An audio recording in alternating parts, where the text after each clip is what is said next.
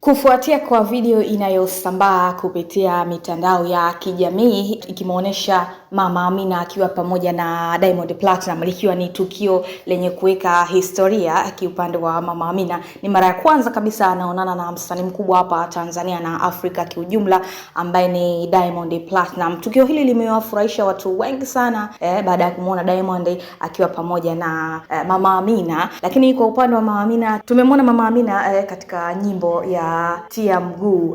ameshirikiana na wasanii ambao nyimbo inaitwa Tia Miguu, nyimbo ambayo ina trend sana kwenye mitandao ya kijamii, watu wanaifanyia challenge, lakini pia